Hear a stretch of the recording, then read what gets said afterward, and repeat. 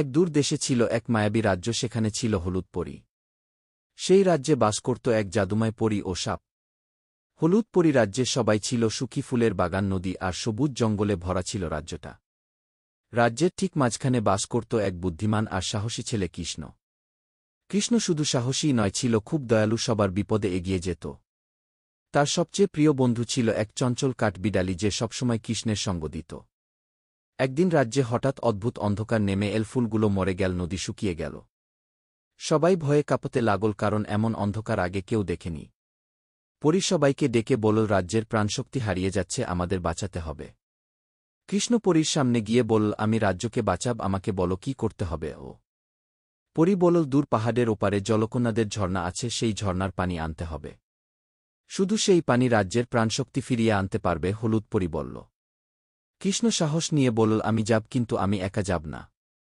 ছোট্ট কাঠবিড়ালি লাফিয়ে এসে বলল, আমি তোমার সাথে যাব কৃষ্ণও। তারা দুজন রওনা দিল গভীর জঙ্গলের দিকে। পথে দেখা হল এক বাঘের সাথে। বাঘ গর্জন করে বলল, তোমরা কোথায় যাচ্ছ? কৃষ্ণ বলল, আমরা রাজ্য বাঁচাতে যাচ্ছি, জলকন্যাদের ঝর্ণায় পানি আনব। বাঘ বলল, তোমাদের সাহসী মনে হচ্ছ, আমিও তোমাদের সঙ্গে যাব। এবার তিনজনে মিলে চলল পাহাড়ের দিকে। সামনে এলো এক বিশাল সিংহ। সিংহ গর্জন করে বলল, তোমরা কারা? এত সাহস নিয়ে কোথায় যাচ্ছ? কৃষ্ণ ভয় না পেয়ে বলল, আমরা রাজ্যকে বাঁচাতে যাচ্ছি, ঝর্ণার পানি আনতে হবে। সিংহ মুগ্ধ হয়ে বলল, তোমরা সত্যিকারের বীর, আমি তোমাদের পাহারা দেব। তারা চারজন চলতে থাকল, অবশেষে পৌঁছল ঝর্ণার সামনে, কিন্তু সেখানে পাহারা দিচ্ছিল বজ্র কালো বাঘ।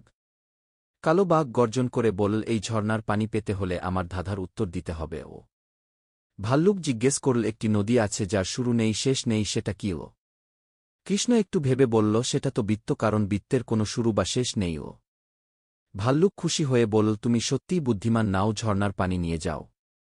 কৃষ্ণ, কাঠবিড়ালি, বাঘ আর সিংহ মিলে পানি নিয়ে ফিরে এল পরিণাম রাজ্যে। পরী সেই পানি ছিটিয়ে দিল, সঙ্গে সঙ্গে রাজ্য আবার ফুলে ফুলে ভরে উঠল, নদী বইতে শুরু করল। সবাই আনন্দে নাচল আর পরী বলল, তোমরা পরী রাজ্যের সত্যিকারের বীর।